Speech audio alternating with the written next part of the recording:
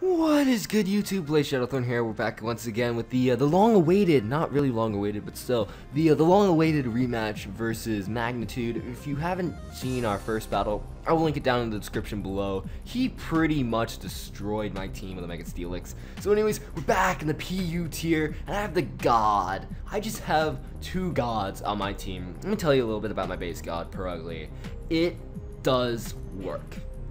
We cannot deny it. It is one of the hands down the most underrated Pokemon and the strongest Pokemon in the PU tier. If you do underestimate this thing, it will destroy your soul. But looking at my team, it's very weird. He sort of was looking for a PU match on Twitter, and I was streaming at the moment, and he's like, seriously, no one wants to play PU? I was like, you know what?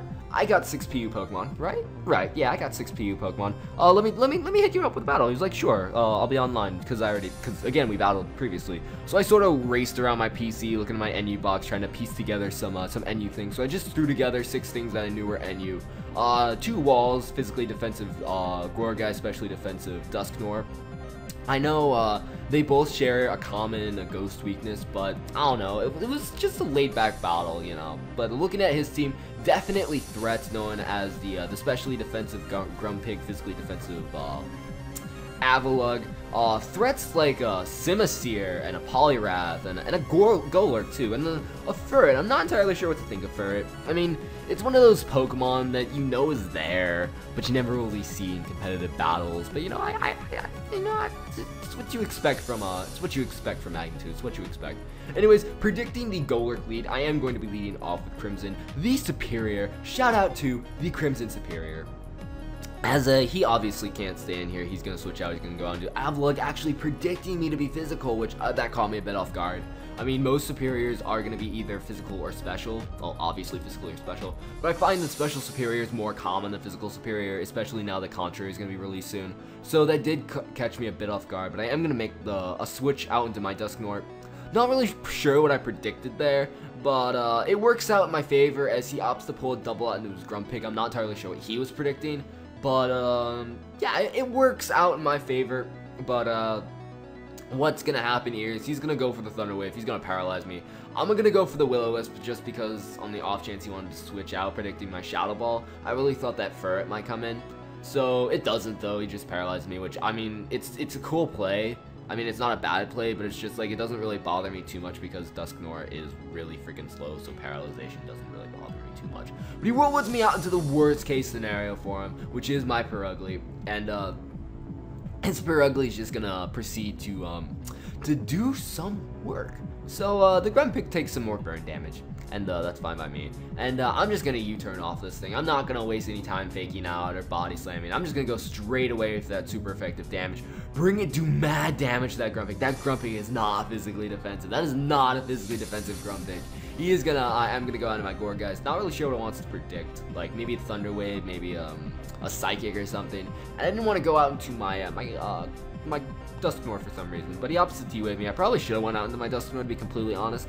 But now both my walls are paralyzed, but his wall, one of his walls is down, which I assume is going to be a specially defensive wall, which I'm all right with that. And both my walls are really slow too.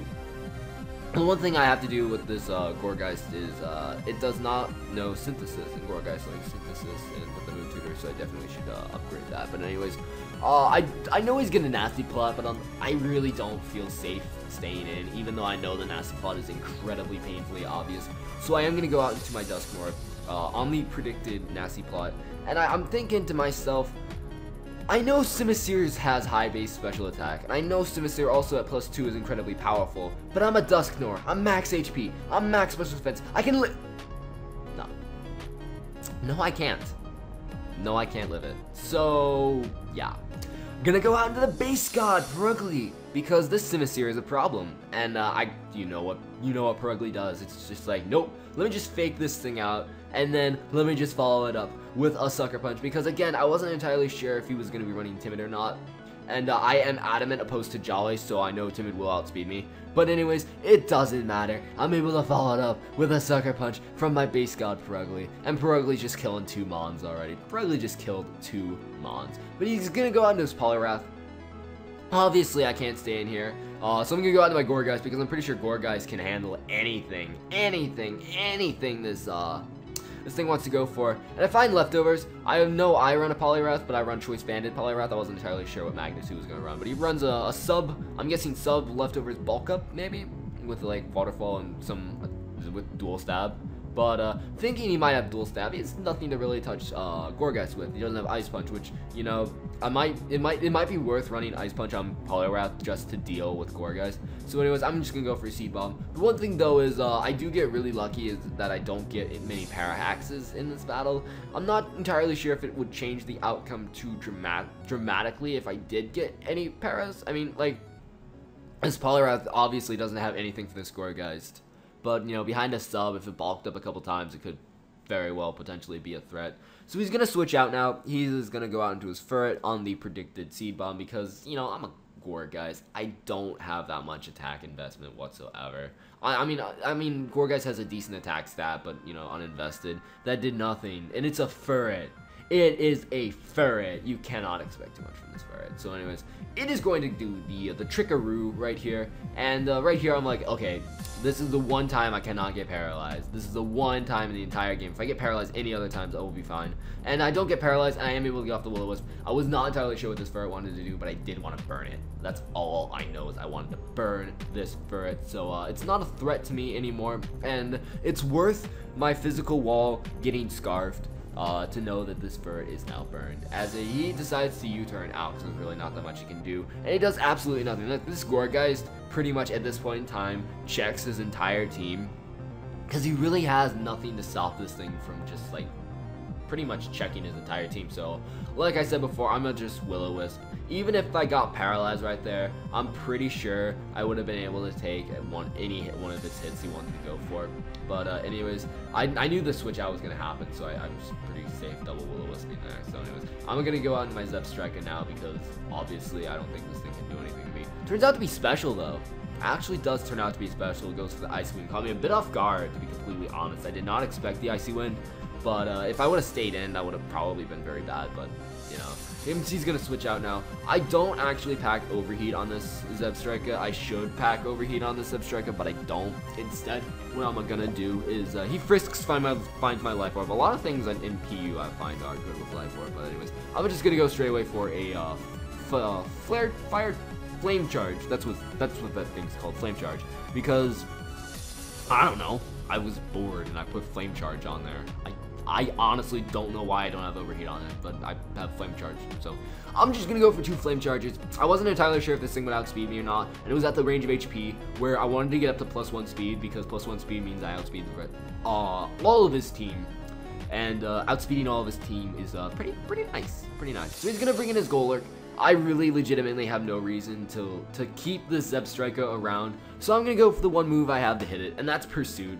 I wasn't expecting him to switch out. I just wanted to get some damage off on this thing, as he's gonna Earthquake, and that's okay by me because it's gonna knock out my Zebstrika. But like I said, I didn't need Zebstrika for anything because I'm pretty sure all he has left is his Golurk, and he has his Golurk left, and he has his for Avalugg left. So really, I'm not really worried about anything. Anyways, I'm pretty sure he doesn't want to take a knockoff, and I already knocked off his Avalugg's item, so I'm gonna set up a Sword Stance. Get up to nice +2 with Crimson the Superior.